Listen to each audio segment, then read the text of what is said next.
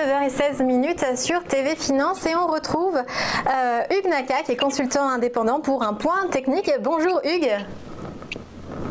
Bonjour.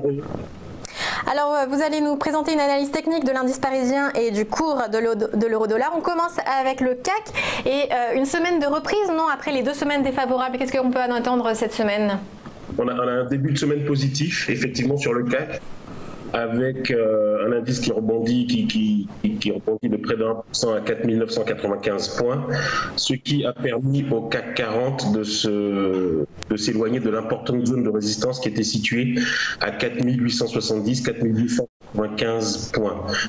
4 870 points, c'est une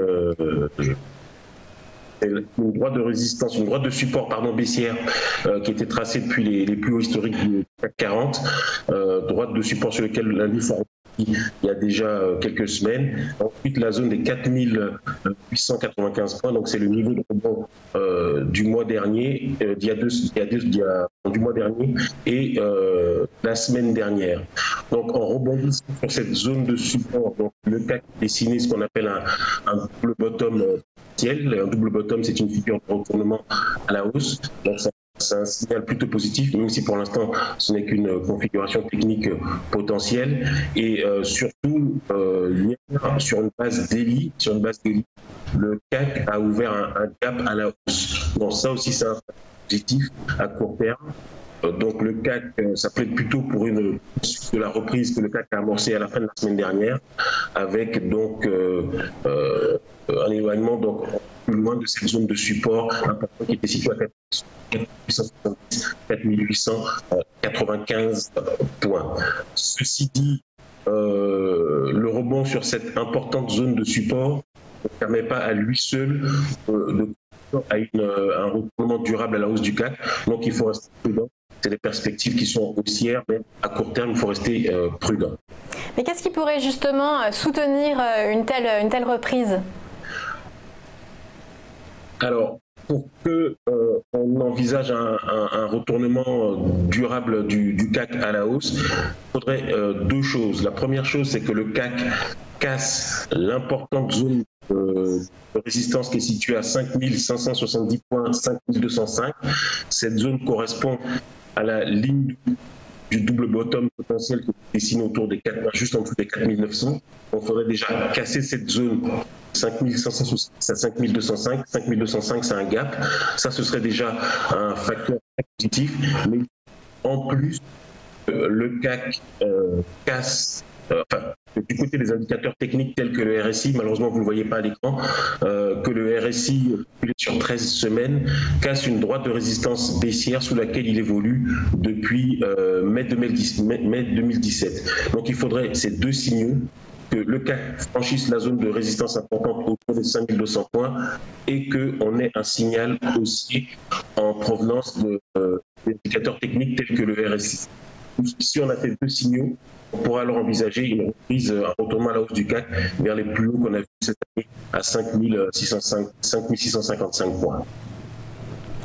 Alors on va passer à l'analyse de l'euro-dollar. Que doit-on penser justement de ce cours qui semble se stabiliser au-dessus des 1,13 $?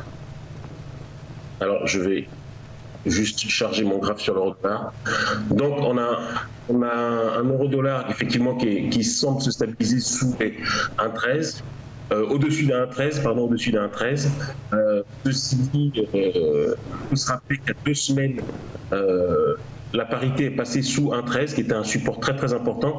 Le passage a été furtif puisqu'on a rebondi sur 1,1215 et on est repassé un peu à la hausse. Mais la cassure d'un 1,13, on va dire, a ouvert une brèche.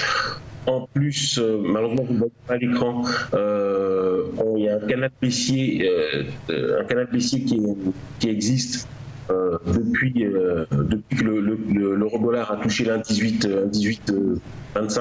Donc on est dans reste malgré l'incapacité à court terme, je vais dire, de l'euro-dollar à s'installer sous les 1,13, on reste dans une configuration baissière. Il n'y a aucune remise en cause de la tendance baissière que l'euro-dollar développe depuis février dernier à partir des 1,2555. On reste dans cette cycle, dans ce plus dynamique baissier. Et alors pourquoi justement on reste baissier? Alors, parce que à court terme, la parité est dans un canal baissier, donc canal baissier qui est tracé à partir d'un 18, 15, un 18, 20.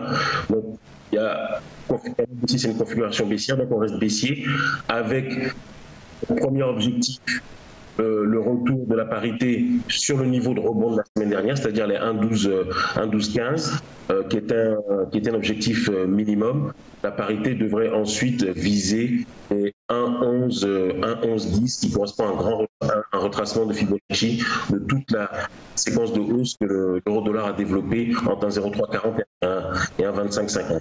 Donc pour l'instant, l'objectif, retour sur le niveau de rebond de la semaine dernière, il y a 2 semaines, 1,1210, 1,1215, et ensuite aller chercher les 1,1110 et pourquoi pas, si l'objectif de 1,1110 est cassé, viser un gap qui est resté depuis ce qu'on appelle le gap macro, gap qui avait été ouvert à la hausse au lendemain du premier tour de l'élection présidentielle française, qui est aux alentours des 1,08. Donc pourquoi pas les viser ce gap à plus long terme.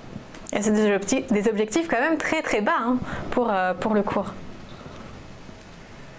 C'est vrai, c'est bas, mais on peut l'envisager dès lors qu'on reste dans une logique baissière. Les gaps, vous savez, ont pour vocation à être comblés à un moment ou à un autre. On n'a jamais été, même si cela paraît loin, même si on a l'air d'être assez loin de cette zone, pour l'instant, on n'a jamais été aussi moins éloigné que cette zone de 1,08. Enfin, ça, c'est des objectifs à terme. Pour l'instant, il faut aller chercher 1,1215 et 1,1110. C'est noté. Merci beaucoup, Hugues Naka. Je rappelle que vous êtes consultant indépendant.